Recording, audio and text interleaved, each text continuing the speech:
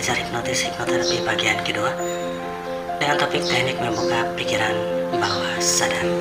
Oke. Diawali dengan apa itu kondisi hipnotis dan bagaimana cara orang sehingga berpengaruh.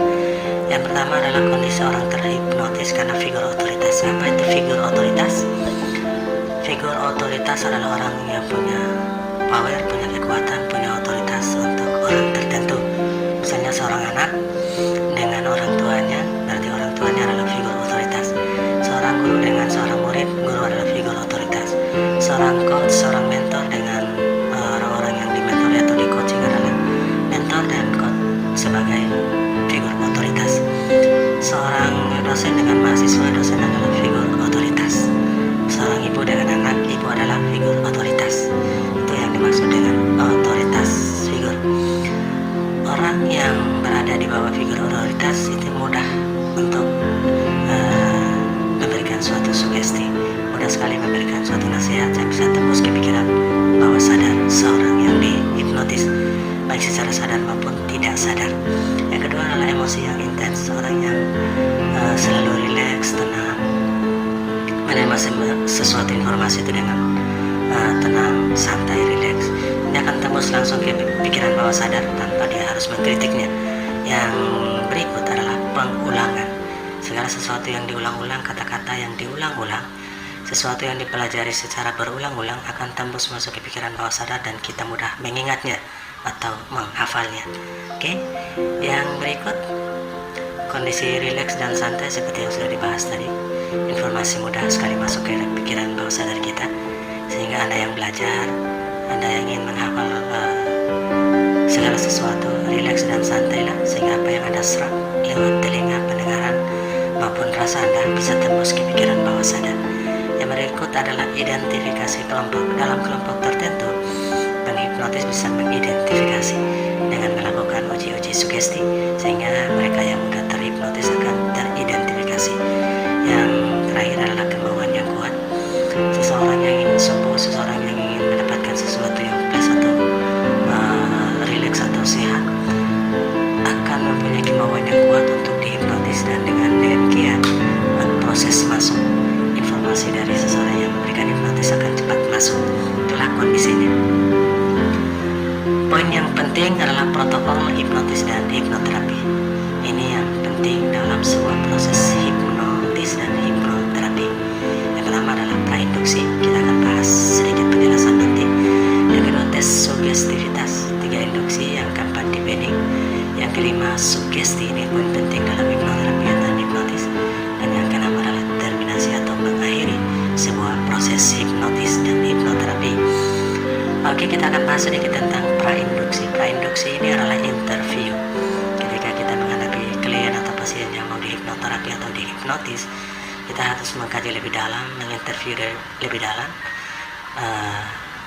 tingkat masalahnya, kedekatannya, hubungannya, kita akan bangun lebih awal.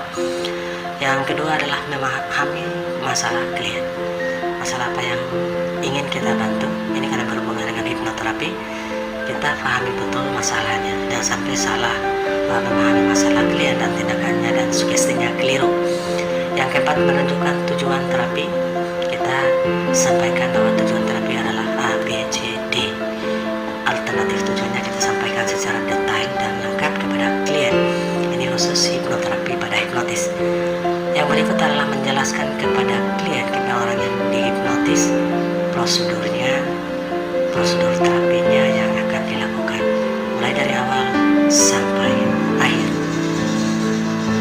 Oke, sebelum orang melakukan hipnotis dan hipnoterapi kepada orang lain, yang paling utama adalah kita tes sugestivitas.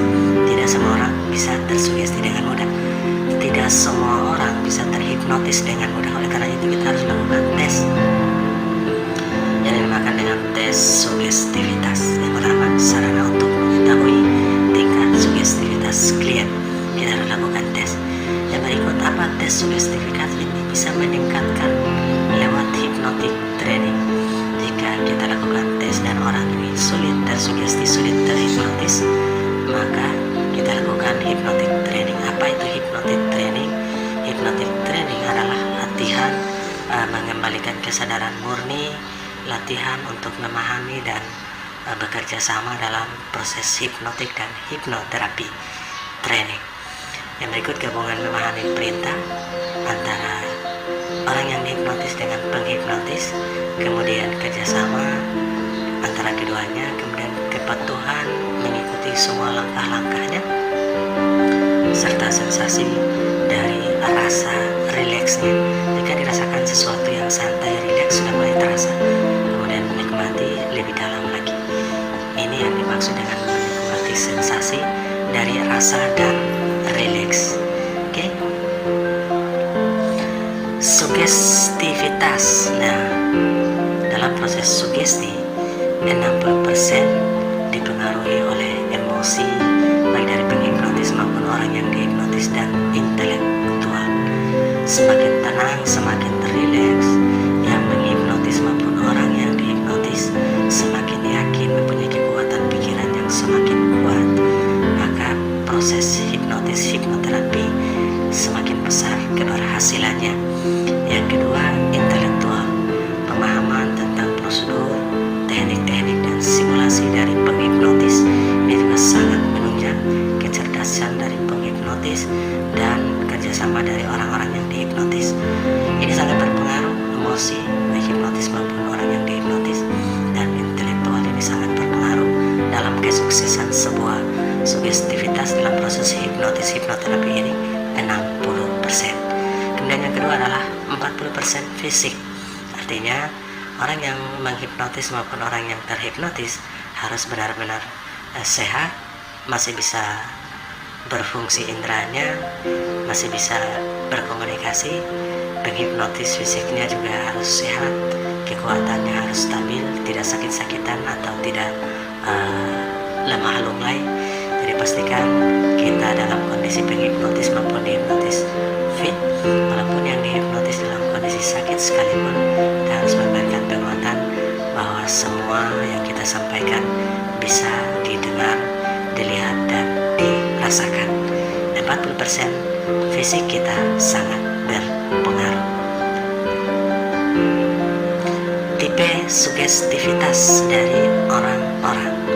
Setiap orang antara 5% itu sulit untuk disugestivitas,